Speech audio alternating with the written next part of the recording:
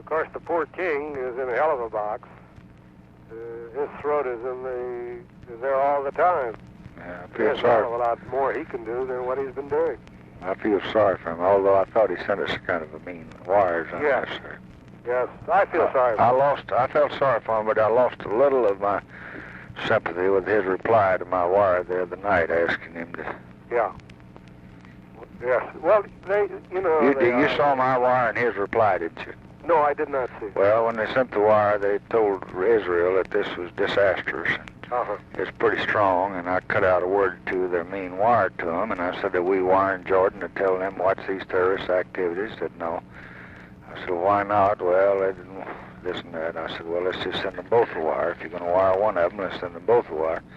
So they sent a wire, and Eshkol came back with 2 pages and said they were bombing his kids, and they were doing all these other things, and everything's provocative, and he didn't justify what he'd done, but he at least explained what motivated him. Yeah. And it was pretty reasoning to me, and the goddamn king wired me back and said, go to hell. Really? Yeah. Well, the Arabs are impossible down here. I have to have the patience of a saint to deal with them. And you always keep referring to our domestic events, and I have to slap them down.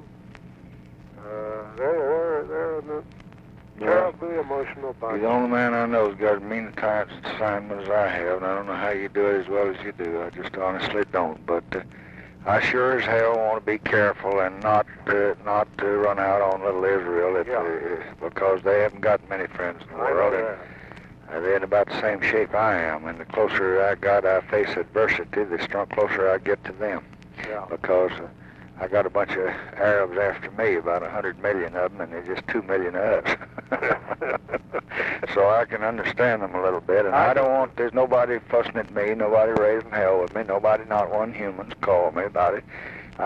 My State Department sometimes, I just want to be damn sure that I don't wind up here getting in the shape Eisenhower did, where I want to put sanctions on them. Yeah, well, we're never going to put sanctions. The only people they got in the world that they got faith in, I think, is me and you. And I was down there at the ranch, I looked at them, and they don't know when they're going to be run over. They don't know when they're going to die. They don't know when the goddamn Russians are going to come in there. They don't know anything. And the only thing they got is a little hope and a prayer and a wing for me if my heart keeps beating. And I don't want them to look back and say, well, he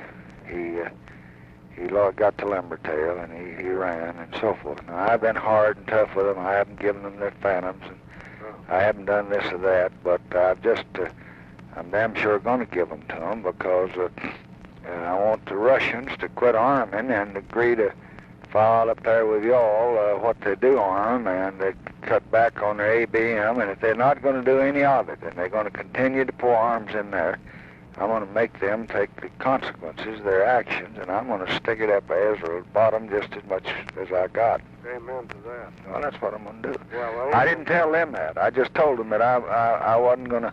I wasn't going to be responsible, but that's what I'm going to do. I said, you don't need to worry if they keep arming them. I'm not going to let you just stay there and get eaten up like a little boy that Calf is playing with, and his daddy walked out and saw him and caught him.